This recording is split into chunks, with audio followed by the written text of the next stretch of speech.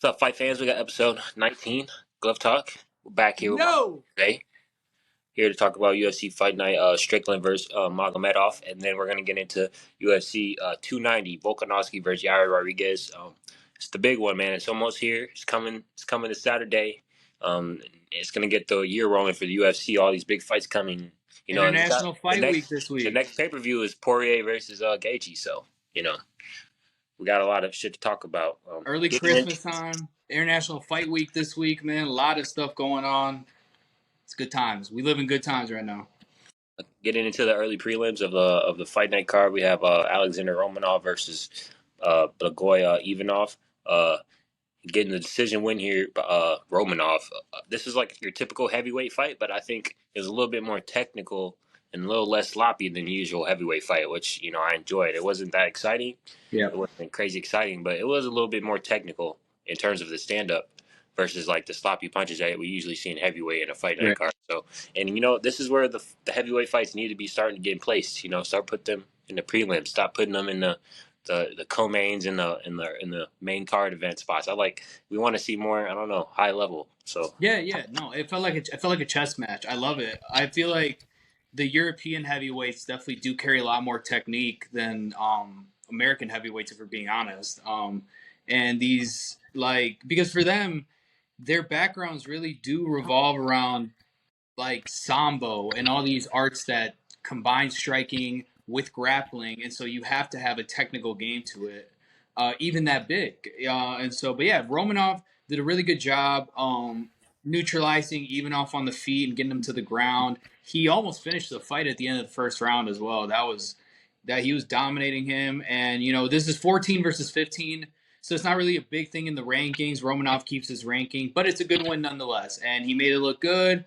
It wasn't sloppy fighting, and I think Romanov shows that if he could keep piecing it together, technique does win fights once you start piecing it all together. So, yeah, good way to start the card. I'm happy. Big boy fight that isn't sloppy. I think it was the only heavyweight fight in the card as well. So, yeah, I'll take it. then we had Luana Carolina getting a decision win, women's flyweight against Ivana Petrovic, kickboxer. I think she has Muay Thai background. Yeah. Muay Thai kickboxing background, but her ended up using her length, ended up using her jab and her kicks to win this fight, and also showing that she could grapple a little bit as well. I think her last fight, who did she fight? Didn't she get destroyed by Molly McCain? Oh yeah, it was. Yeah, it was Meatball Molly. She got the spinning back fist from hell. That's what it was. Yeah. So, showing, going in there, Oh, coming off and Joanna Wood. She also split decision Joanna Wood after McCann fight. So yeah, two fight losing streak. Two fighters who are completely trash. So she's coming off a tough stint, but being able to take the UFC newcomer. But yeah, no, Luana Carolina, man, did a really good job neutralizing the attacks on the feet. The grappling definitely won her the fight as well. Being able to get her on the ground, being able to have effective offense. She was, and she did a good job as well. Getting away from the submission attempts of Petrovic when Petrovic was kind of like in deep waters. It was a good win for her. She's 9-4 now. I think for Petrovic, man, like the talent's there on the feet. It's just she's got to work on her grappling. She's got to be more aggressive.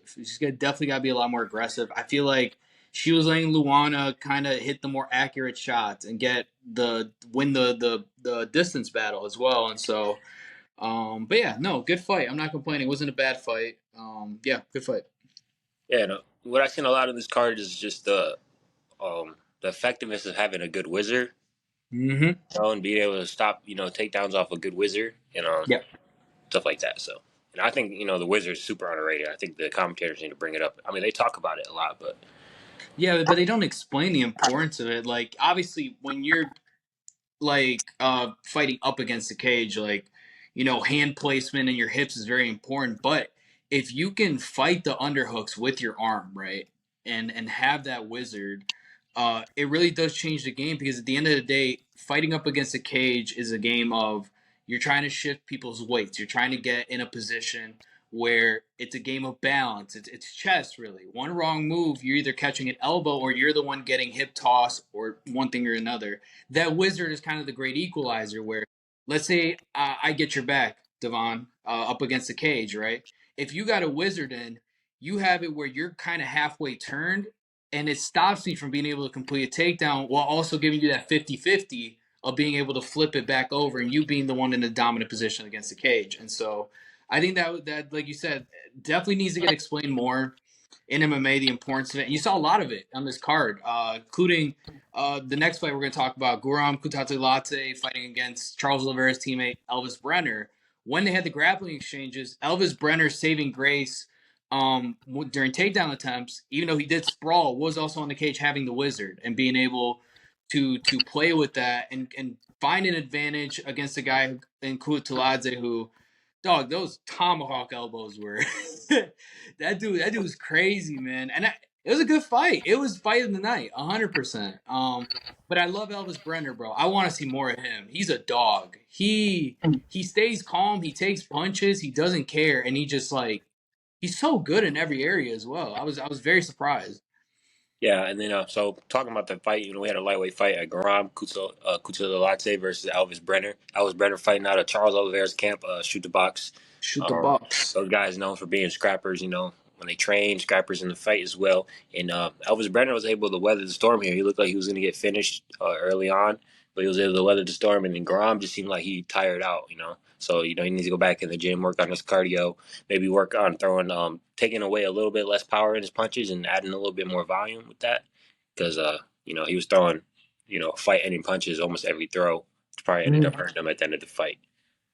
Yeah, and then Elvis Brenner, the way he ended the fight, that throw punch, man, that's scary. The way that effect that it had on Kutateladze, where he hit the throw punch, and you can see Kutateladze just kind of just started shutting off, and it was a shot right here, kind of like side of the neck, behind the jaw.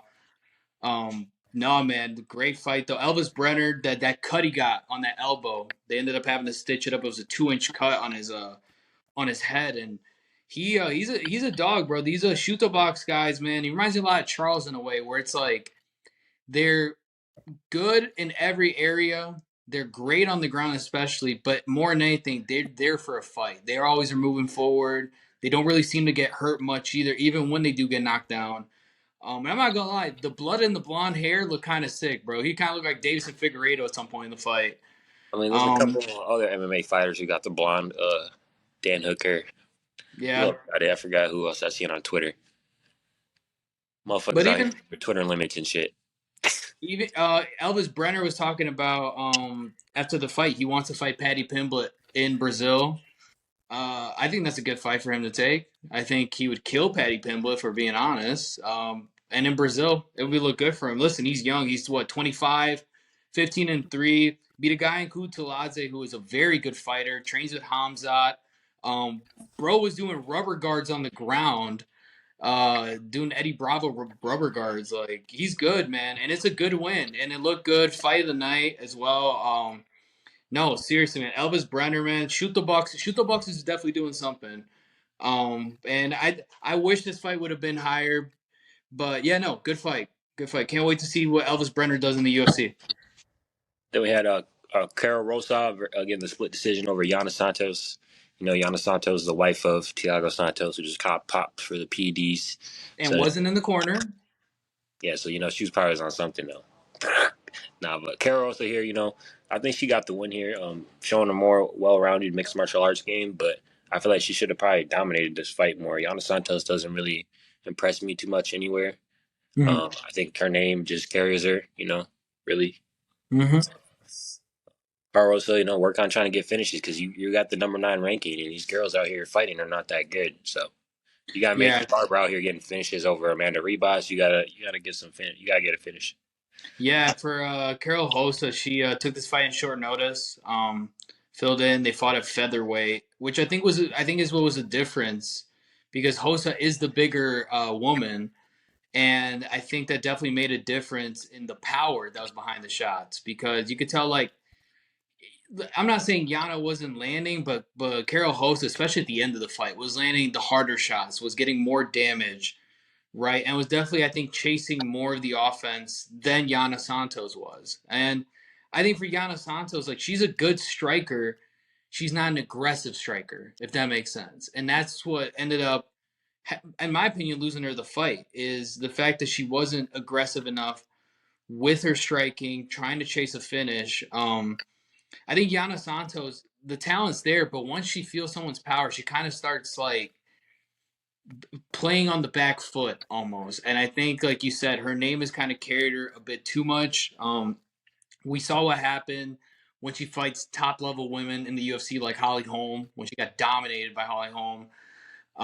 Yeah, I mean, Carol Hosa, it's a good win, but at the same time, not really because of what you said. Other people are getting finishes. You're not really protecting your ranking.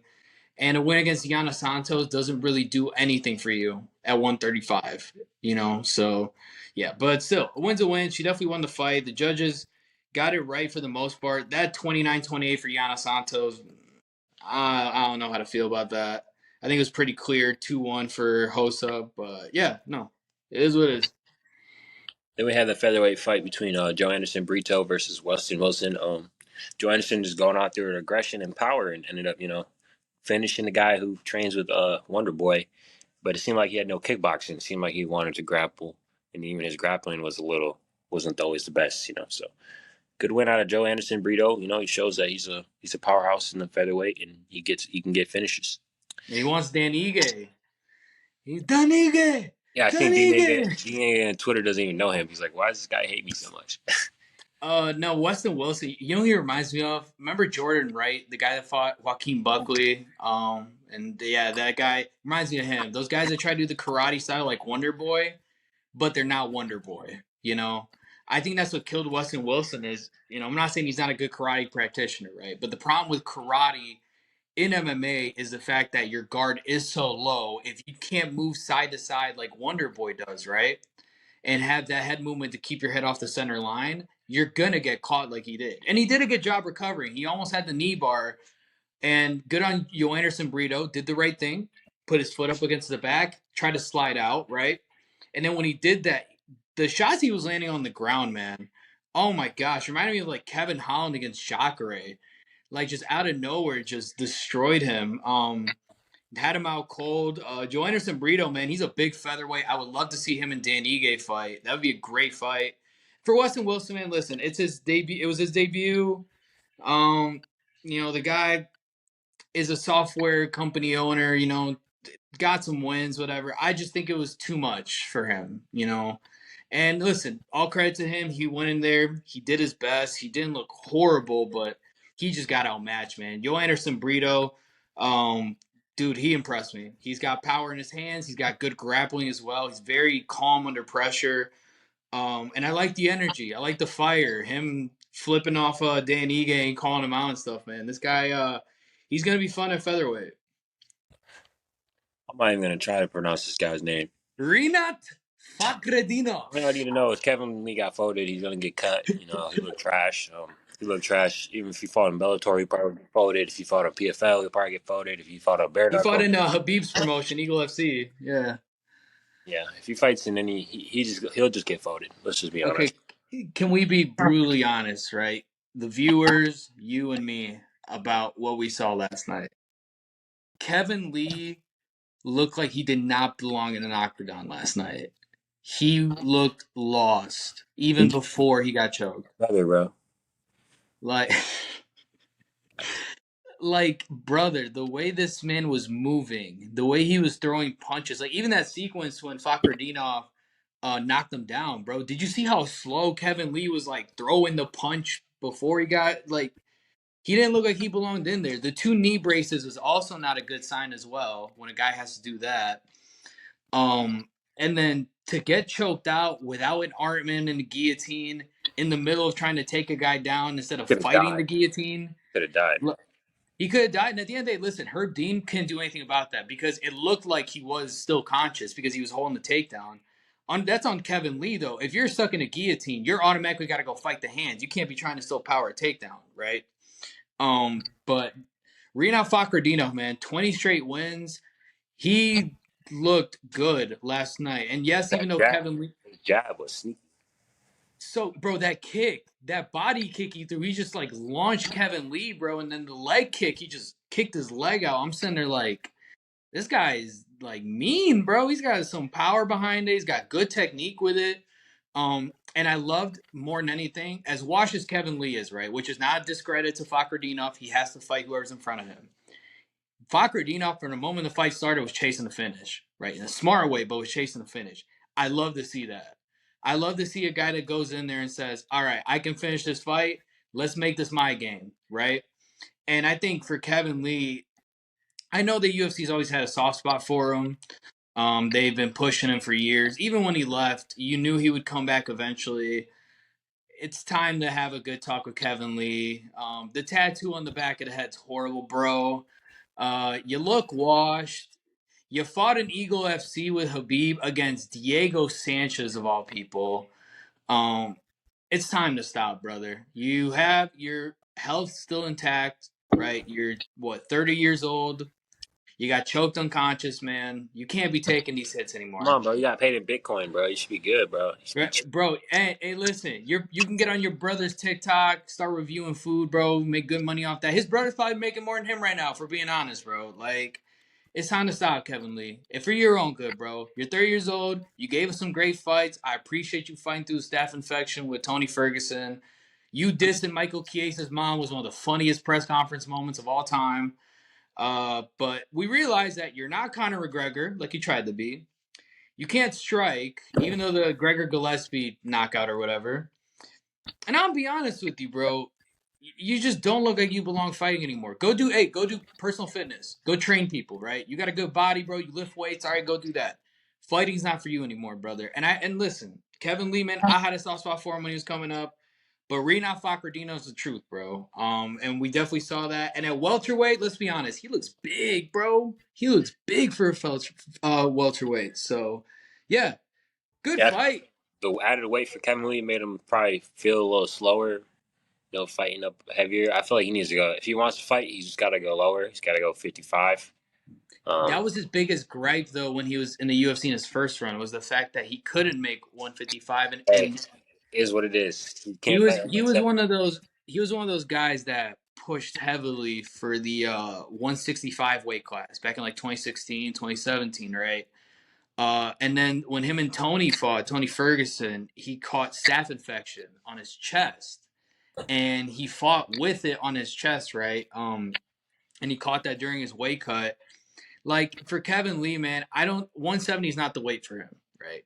But 155 is too much of a weight cut for him as well. So it's like, go fight in a promotion, like go to one championship, go do hydration weight cutting or something, go do PEDs over there, bro. They'll probably help you, honestly. Nah, he needs Like, to stop. You don't need to fight at all, bro. He's gonna be taking a lot of L's.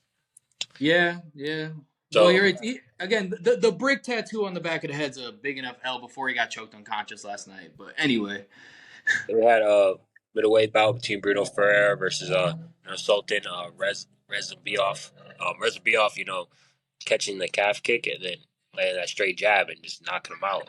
dog, that looked Ferreira, like a Ferreira, cartoon. Ferreira didn't look trash. It just looked like he just got caught. It looked like he made a mistake. When you throw a kick like that, you want to have your guard up on your opposite hand, and his came a little too far in front of him, and the hand snuck through. So, Bro, it's and knocked out. also, this guy's 6'5".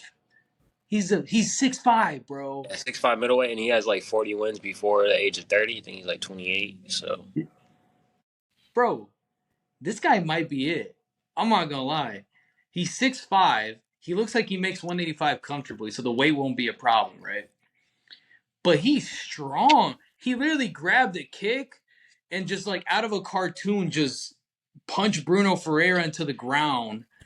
Reminded me of the scene in Marvel where like Iron Man's got like the Hulk suit or whatever type of thing, like just punching into the ground. That's what that felt like, bro. That looked like out of a movie, out of a cartoon. And Bruno Ferreira is no joke. He was 10-0 before this. He had a bunch of first round finishes. He was a very much hyped up guy. And Nursultan Razboyev just ran through him. And I think Razboyev, you look at his tape before this fight, doesn't really have any holes in his game, even on the ground either, right?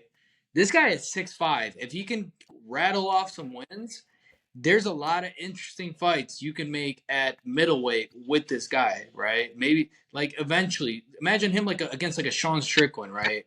Or Roman Dolise or Martin Vittori. This is the kind of guy that I want to see more of in middleweight, right? Just the story, the physical attributes, and then the experience with it.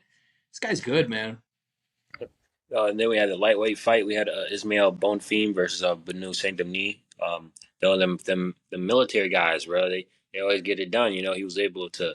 I think he broke Bonfim's arm with them body Mhm. kicks, blocking them kicks, which shows, you know, in MMA, people need to focus more on just trying to do pure damage. Like you could break somebody's arm, you could break, you know, any part of their body. You know, you don't have to always aim for the head. So Yep. he was able to weather the storm a little bit. You know, he caught a couple shots himself, but you know, for the majority of the fight, he looked like he was in control, and then he was able to get the submission win. So good fighter. I would love to see him fight like a Gamrot or a Benil. You know, he seems like his Yeah. style would match perfectly against one of those guys. So Yeah. Benoit Saint Denis, a guy that you and me watched live like together, like we were watching in person together. Not in person, we weren't in France, but still, you and me watched it. The UFC Paris card when Benoit Saint Denis fought there, that was his UFC debut. I love the guy since then, right? And this fight again proved to me why. This guy is disgusting, bro. The way he just repeatedly threw that body kick, bang, bang, bang, landing on the body, got to the ground and just like this is what I love because Grant Dawson did the same thing on this card. When you're gonna employ jujitsu on the ground, right? A lot of guys that are wrestlers, don't really know how to grapple on the ground in an effective way chasing a submission. Now, guys that practice jiu-jitsu, like Benoit Saint Denis, the way he did it, you kind of end up being like an anaconda, like a snake. You're kind of just wrapping up your opponent. You're trying to suffocate him. You're trying to let him make a mistake. He put in the body lock, right? And then he's chasing the choke, chasing the choke. And I love it because the way he finished it, he's like, okay, you're not going to give me the rear naked choke. I'm going to neck crank you and crush your jaw, right?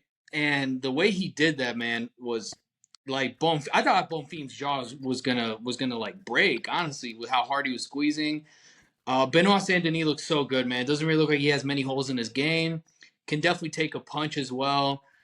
Very smart, very composed in the way he fights. And like you said, a fight against like a Mateusz Gamrot, Benil Dariush, like those kind of guys would be perfect. I think this guy definitely has a lot of potential at lightweight. He only has to have one loss in his career, and he's good, man. He's genuinely good. He's one of those guys that it's not that he's good at one thing. He's just so well rounded.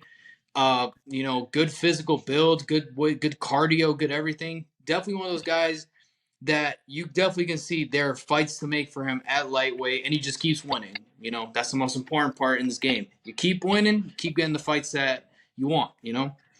yeah, and Bonfim's not no trash guy. You know, guy who you know he's the guy that viciously knocked out Terrence McKinney, Mm. and McKinney's a guy who's had tough fights against like Drew Dober. So you know, Yep. if that makes sense, if that MMA math works right there. All right, MMA math is a great thing, man. we had our girl Ariana Lipsky, you know, getting the split decision win over Melissa Gatto, which I'm not gonna lie, I feel like fight could have maybe gone the other way. Mhm. This is probably one of the closer fights in the card. You know, she ended up getting the win, so she keeps going forward. It was a weird. The scoring was weird. So you got a 28-29 for Gatto, 30-27 Lipsky, 29-28 Lipsky, right? But I'm gonna be honest with you. There was nothing in the fight that it's like you said. It could have gone the other way. There was nothing in the fight where she kind of like imposed her will, you know, other than probably having more damage in her strikes. Other than that, right? Um, I think Ariana Lipsky, man, she's good. She really is, but she doesn't impose her will, and I think that's been a trending issue the last couple fights with her. You know, is the fact that she doesn't make a statement when she has to. Right. This fight definitely could have gone the other way. It was a very close fight, but it wasn't a bad fight. It was not a bad fight at all. They were actively, doing what they got to do. They were playing chess. They were striking. They were um, up against the cage. I think the cage, the way the cage game worked out is definitely what would have flipped my opinion on it because Gatto was definitely getting the more dominant positions on the cage, right? But at the end of the day, listen, a win's a win. She got a good win, man, and yeah, on the main card as well, Fight Night, definitely with Ariana Lipsky. the queen of violence, needing her career. Yeah. Then we had a welterweight fight. We had our guy Michael Morales, a guy that we're a fan of. Getting the win over Max Griffin. Which he could have got a finish in this fight, but I like going 3 rounds because Max Griffin is a guy who's had close losses against guys like Neil Magny and stuff like that. So, it was a good way to test and show that I think he's ready for the top 15. Give him like 15 through 10 or 15 through 12, and let's get him ranked, bro. Because I like this guy. This guy's good, man. He's a huge Maybe it's. welterweight too, bro. He's fucking huge for welterweight. Oh, he is. I think like Michelle Pereira is probably the perfect fight for Michael Morales next, because the way Michael Morales fights, dude, there's no holes. You see his takedown defense? That's what impressed me the most. Like, his striking's been there. I love Michael Morales' striking, right? He's been a kickboxer since he was a kid. But the takedown defense, dude, the way he was able to like flip around and get Max Griffin's back and just do all these things where the wizard was a big part in this fight where Michael Morales used that, and he's huge for welterweight. He's quick, he's smart, he has good defense, he has good striking, and he never really looked in danger. Even when Max Griffin was landing, Michael Morales out here throwing flying knees and just trying to knock his head off. And one thing, like, he could have gotten the finish, uh, but he fought smart. That's one thing. He fought very smart. And Michael Morales, man, 15-0 out of Ecuador. Him and Chito Vera, the biggest Ecuadorian fighters, right? And Carlos Barza. Michael Morales, I think, is up next for Ecuador, dude. He looks good. He looks real good. And welterweight's one of those divisions where the way he fights, he's got fight of the night written all over him for the next couple fights, man, with some of the matchups he can make up in the rankings and stuff. And for Max Griffin, man, listen, he did what he could. He has his moments in there. But again, this has just been the theme with him, just close fights that he just ends up letting slip away. He kind of gets a little overwhelmed sometimes, and there was a couple moments there we definitely couldn't gotten finished. Michael Morales is him bad intentions. But yeah, Michael Morales, man, 24 years old. He's our age, bro. And this dude's out here just not like taking people's heads off, going 3 rounds, doing this. Like, I love it. I love Michael Morales, man. I can't wait to see more of him. Yeah, he kind of reminds me of not like with the same type of style as Jair Rodriguez, but I think using creativity to bring damage. He doesn't use it too much though. He Yeah. brings it out in good spots. Which I think Jair does. So then we had the co-main. We had Grant Dawson versus Damir Ismagulov. Grant Dawson, just taking his back and locking in the triangle for 3 rounds straight. Just showing his dominance. Using the wrestling to get to the jiu-jitsu and then just dominating. I feel like 2 out of those 3 rounds, you could have called it 10-8 if you really wanted Yep. to. But people out here are not true mixed martial arts fans. They just like. Well, one judge did. One judge did, and we shout out that judge. I forget who it is, but he did do a 30-26. He gave 2 10-8s. So thank you, because it was, bro. His Magulov's not a trash guy, So No, he's not. He's not. And I thought this fight was going to be a lot closer, right? The only knock I have on Grant Dawson that I saw in the fight was his chin was kind of a little too out there when they were standing up, right? And he was getting caught a couple of times, which I think could get exposed if he fights other guys at lightweight, but he's got time to work on it. Because other than that, he dominated this fight. The wrestling, the jiu-jitsu, the way he took the back, the way he chased the finish, the way he used like that inverted north-south position where he didn't really slam him, got caught up in the north-south, and still found a way to take his back. Like, Grant Dawson's good, man. Ismagulov is no he would joke. change his body lock to the side that was closest to the mat, Mm-hmm. stuff like that. Yeah, like, Grant Dawson fights very smart, man. You can tell there's a guy there that is good. He knows he's good, and he makes you play his game. He makes you go to the areas he wants you to. Damir Ismagulov, like you said, is not a trash fighter. I like Damir Ismagulov a lot, which is why I was so surprised the way this fight ended, in terms of like just the way it ended up, better speaking. But no, yeah, Grant Dawson, man, good win for him.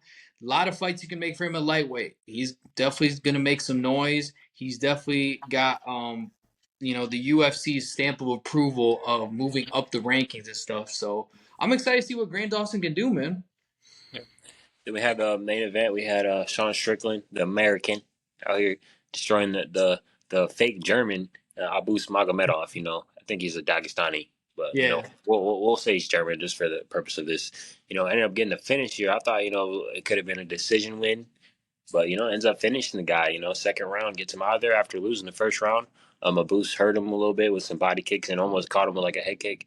Takes him down, wins the first round, and then Sean Strickland realizes that this is a volume fight. This is a fight where I need to just go forward and push him with volume, and the guy will cave in. So a boost looked like he didn't want to be in there. It looked like he wanted to get out of there, and he got out of there. So A crazy fact, ever since Sean Strickland moved up to middleweight, he has he won 20 straight fights, lost to Alex Pereira, controversially lost to Cannonier in a fight that I thought he won.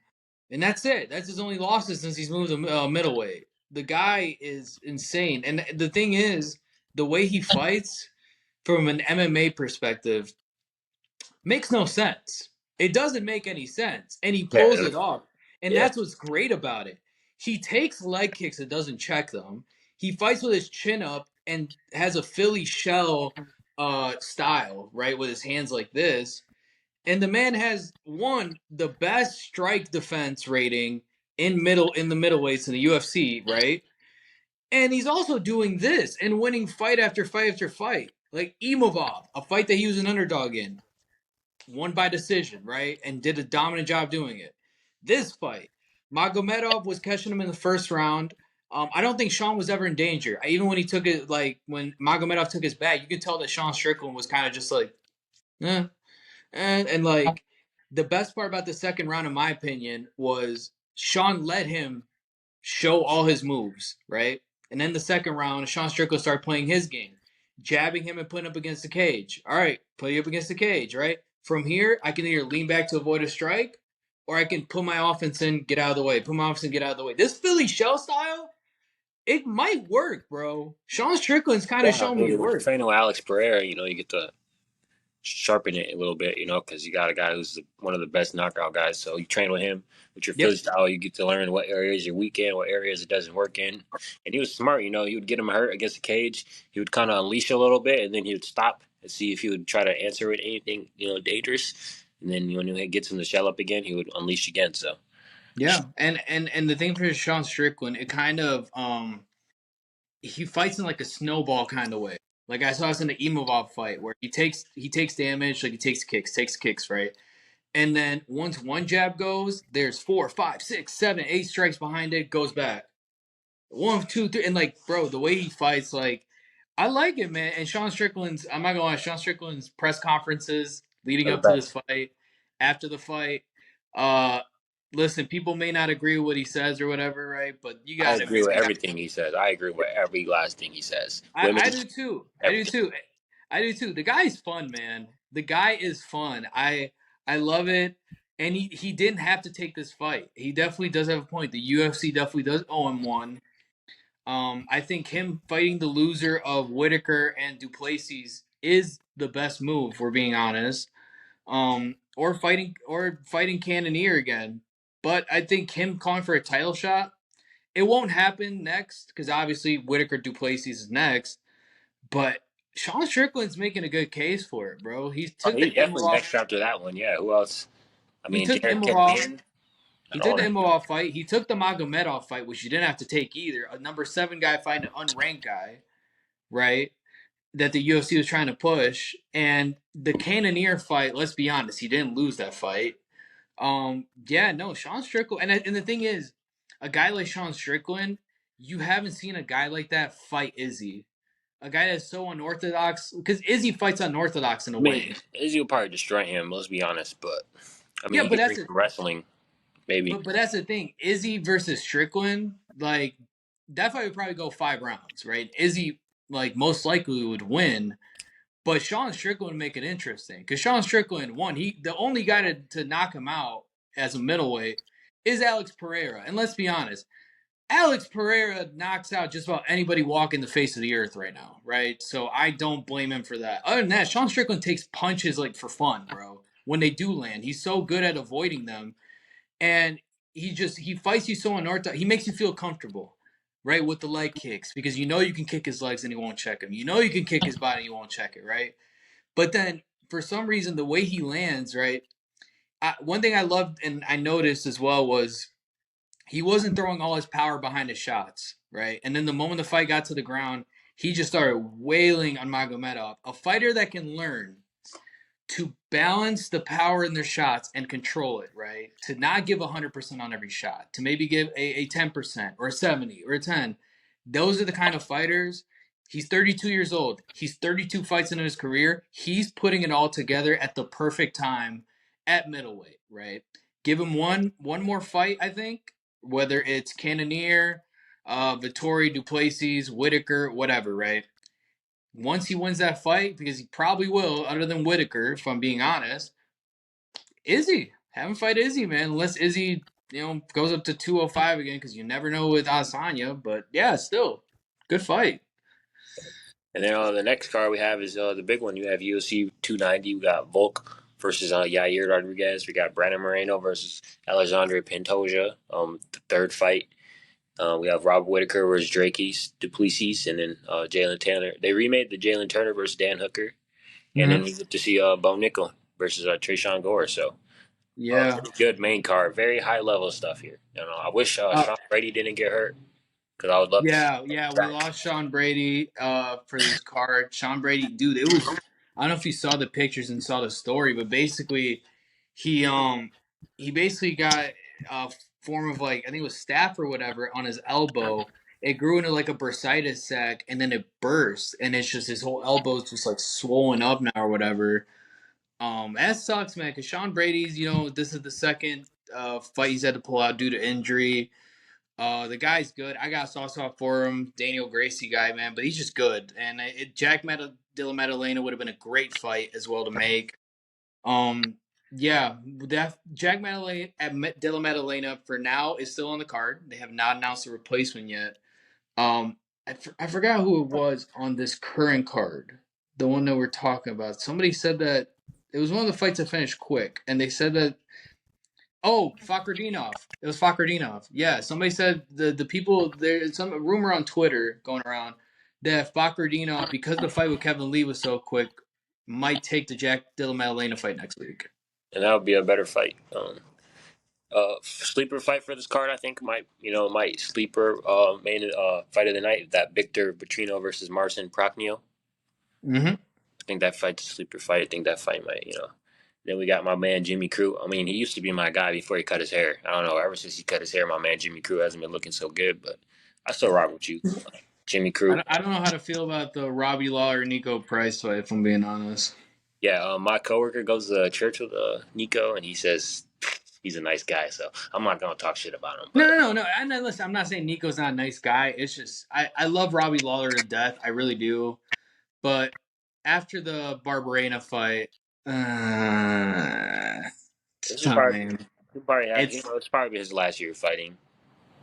Honestly, International Fight Week, this might be his last fight, if we're being honest. Bo Nickel and Tresean Gore is an interesting fight. I'm gonna be honest with you. Tresean Gore is a plus 750 underdog, right? Don't sleep on Tresean Gore. I'm sleeping on him. He's trash, bro.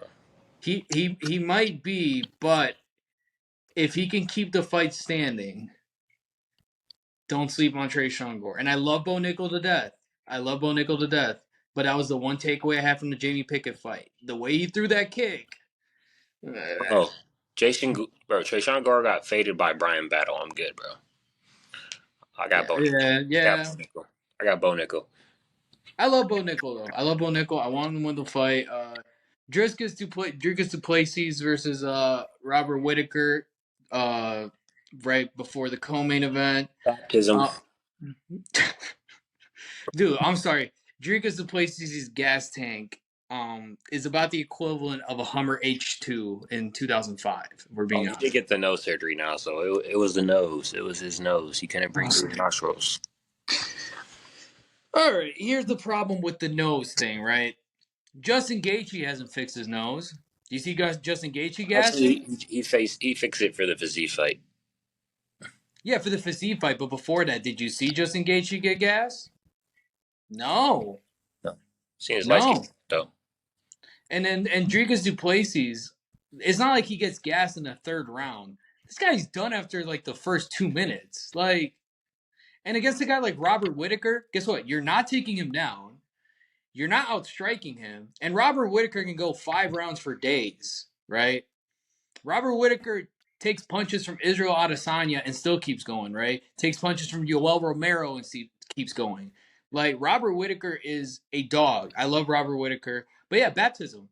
For being honest, baptism. But if Dricus du Plessis wins, we'll have Africa versus China for the middleweight title. Cornish so Then who do you got for the Moreno Pantoja fight? okay. I just think Moreno is a completely different fighter, but Pantoja's grappling, The thing is, dude, like, I love Brandon Moreno to death. And I truly do think Brandon Moreno is the best flyweight in the world. But I can't sleep on Pantoja either. He's so good. He has no holes in his game. He's definitely earned this title shot. And I think Brandon Moreno does have a reach and height advantage, right? I think the striking will make the difference in this fight. I don't think the grappling will be a problem. I know Pantoja's a good grappler, but so is Brandon Moreno, right? If we're being honest, he's a very good grappler. It's the striking for me. I think this fight either goes 5 rounds or someone's getting choked out. Like, this fight will be a war, or someone's catching someone like Brandon Moreno caught Davison Figueiredo in that rear naked. Either way, this fight right here is probably, I'd say my pick for fight of the night is going to be Brandon Moreno and Pantoja if it goes 5 rounds, because those two guys are built for war. And especially at flyweight, it's going to be such a technical fight. There's going to be blood. There's going to be, back and forth. But I would have to take Brandon Moreno, if I'm being honest. I don't think Pantoja is going to be the guy to knock Brandon Moreno off the throne at flyweight. I don't really care But who wins this fight because they both have history with Royval, so I think that Royval fight, be fire no matter who it is. So I don't really care. I don't really give a fuck. which is why the name I wanted to mention is Brandon Royval. I think Brandon Royval is the one guy that will knock Brandon Moreno off the throne when that fight does happen. But I don't think Pantoja will do it. But yeah, and then who do you got for Yair and Volkanovski? Let me see. If it goes 5, here's the thing. I only see this fight ending in the finish or 5 rounds. And if it goes 5 rounds, there's gonna be so many moments where each of the 2 guys could have got finished. But I think if it goes 5, I got Volk. But if somebody's getting the finish, I think Yair might be able to catch him with like a head kick or some shit. I think, to me, this is going to be fight of the night because if it goes 5, that means there had to be 15 plus moments where one of the guys could have got finished. Like, yeah, you know what happened? Like, Yair. Insanity. Like an insane. Yeah. And if somebody gets finished, even that's crazy too. So, I mean, I think this is going to be fight of the night. I could see Moreno and Pantoja go out there and fight. I could see them, do a lot of more technical, a little bit more technical point fighting. Yeah. But this fight, I don't see it. I don't see no technical point fighting here. I think this is, both guys got to bring it. So, crazy fact about this Volk and Yair fight. Volk is a minus 420 favorite. He's a huge favorite on the betting line, which doesn't make sense to me. I think this is Volkanovski's hardest fight as champion, outside of Ortega and Max Holloway, And I think Yair is definitely up there with both of those guys, right? In terms of the challenge he brings to Volkanovski. Yair Rodriguez, man, is a guy who, for years, I saw it for years as a kid, growing up as a teenager, watching him fight and stuff. It's just, injuries here and there, COVID, all this stuff. But Yair Rodriguez is the truth, right? Most creative fighter in UFC. Yeah, and even against Max Holloway, he had his moments. He's a very unique fighter. There is no other Yair Rodriguez in the world, if we're being honest, right? But then there's Alexander Volkanovski. There is no other Volkanovski. The man's 5'6", used to weigh 200-something pounds, fights at 145, and runs through everything that moves, including the 155-pound champion Makhachev. Because even though he lost the fight, he beat the living crap out of Islam Makhachev at the end of the fight. So I think for me, he gives up 5 inches, and he's got a reach advantage, like half an inch reach advantage. It's crazy. His arms are fucking. And the thing is, he it was the same case in the Holloway fight, and he still find a way, especially in the third fight, to absolutely piece up Max Holloway, right? And we saw what MMA math here. We saw what Max Holloway did to Yair Rodriguez, right? I mean, he almost got So finished. He almost got finished in the first round by yeah, Yair. he did, and then he baptized Yair Rodriguez the last 3 rounds of the fight. So MMA math tells me, in my not professional opinion, I think Volkanovski wins by decision. But I think it's gonna be one of those decisions where he's gonna have to go through a war to do it. I think him and Yair by the end of the fight will be swinging and banging till the end of the bell. You know, like a I Brian believe, Ortega fight. yeah. Except I think Yair is gonna be the first guy to truly hurt Volkanovski in the octagon. Like cut Volk, like have Volk have both his eyes shut, get cuts, all that. He's gonna be the first guy to hurt Volkanovski in the octagon with his striking. But I also think that the Volkanovski's great equalizer is he's Australian, bro. For being honest, the way he fights that Aussie style, And his he played build. played rugby too. He played rugby. He trains at City Kickboxing. The Yeah, it man was, is. If Volkanovski wins this fight, you also have to honestly. There's no argument at this point. Best featherweight champion of all time over Jose Aldo if he wins this fight. I'm being honest. And I love Jose Aldo to death. But, bro, he beat Holloway in 3 fights. He beat Ortega. He beat Korean Zombie. He beats Yair Rodriguez if he wins this fight, right? He almost beats Islam Makhachev, giving up 5 inches about in height and stuff and about 20 pounds in weight. Yeah, no, Volk is him, bro. Volk is him. I think Volk wins this fight. Either way, guys, this card is going to be nuts. International Fight Week is going to be nuts.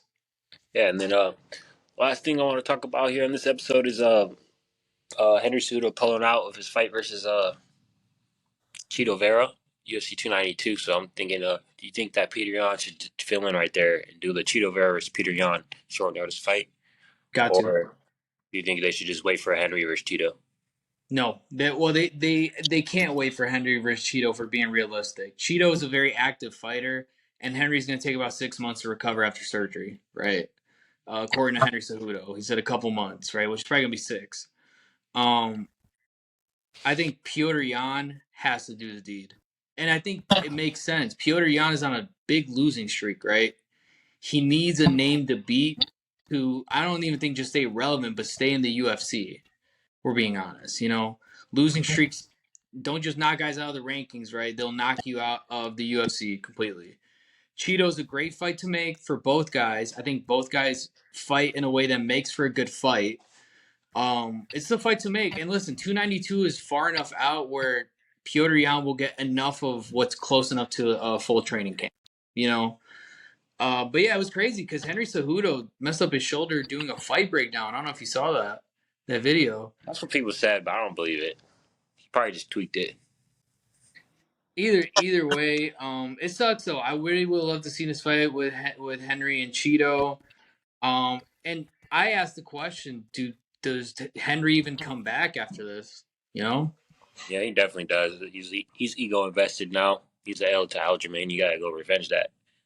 Yeah, and he You got didn't a look big, bad you got against a big money Aljamain. fight. You got a multi-million-dollar fight with Sean O'Malley. So Yeah.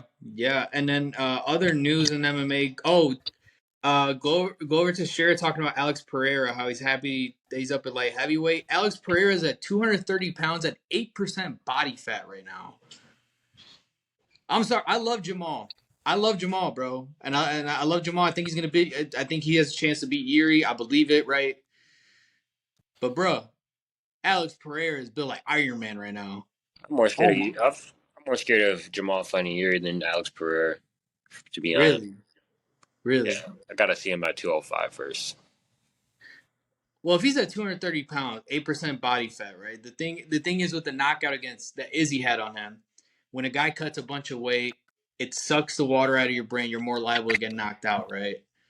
So, in my opinion, Pereira's chin was gone, right? If he gets to keep most of that muscle, right? Keep the chin. Yeah, it's gonna be a murder at light heavyweight. I think Blachowicz is probably gonna get retired into the shadow realm. That's the thing. I don't know because I feel like Blachowicz can just grapple him, do the same thing he does to Izzy, and win the fight. And then Alex Pereira never fights, gets a title fight. So I don't know. We have to see, bro. I got to see his grappling against Jan first before I even talk about Jamal. Yeah. Other news. This one's not MMA. This one's boxing. Canelo Alvarez will fight Jermell Charlo. Oh yeah, Uh, that's a great fight to make. Good fight. Terrence Crawford and Errol Spence finally got announced. Errol Spence and Terrence Crawford are fighting. I think it's end of this month. That is right there. Probably gonna be the best fight since Wilder Fury, if we're being honest. Gonna be a great fight. Elon Musk training with your guy Lex Friedman. Hey, my Uh, boy Lex got a judo and a jiu-jitsu background, so yeah, and he said Elon looks very good. That's still gonna be an interesting fight to see. Aljamain Sterling called Henry Cejudo a dirty little weasel for dropping out of his Cheeto fight. If I'm gonna be honest with you, Aljo, you need to worry more about Sean than calling Henry a dirty little weasel, bro. If I'm being honest with you. why is he even talking like he didn't get the fake belt? Like, Yeah, I agree. I let's agree be honest, 100%. bro. Like, I'm tired of you know people trying to give him his props because he won. He ain't even supposed to have been the champion in the first place, but he lost to Peter Yan in the rematch, and he lost to him when he got kneed in the face. Like, Yeah, I you agree. know, I agree 100%. I think that's my big deal with Aljamain. It's like, listen, he's starting to give me Tyron Woodley vibes, right? I don't know if you were around yet for the Tyron Woodley era, but Tyron Woodley is one of the most insufferable human beings to ever walk the face of the earth. I hate Tyron Woodley with a passion because as champ, Tyron Woodley gave us some of the most boring fights ever, and then would always talk about the UFC doesn't want me as a champ. They don't love me. They on this, they on that, and just doing these stupid call outs. Like him and Wonder Boy. When him and Wonder Boy would be talking to fight, Wonder Boy's being all respectful. He's trying to start beef with Wonder Boy in the rematch, and Wonder Boy's just kind of like, all right, like because it's cringy, man. I think cringe only goes so far. I think Henry Cejudo's probably the only guy that makes it work because he's not corny. He's just naturally cringy like that. That's just how Henry Cejudo is. I think Aljamain just trying to kind of put on a tough guy act, which for a guy that walks out to Joyner Lucas music, stop it. well, that's gonna do it for episode 19 of Glove Talk. Follow us on IG at the Glove Talk Podcast. Like, subscribe, and you know, we'll be back next week to talk about UFC 290. So we'll see you guys next time. Yeah, I need Michael Bisping and Laura Sanko to please Make OnlyFans. stop flirting every single time on the commentary. Gosh, man. Michael's talking about, I'll kick you. I can lift my leg over my head. Can you lift your leg over your head, Laura? Golf talk.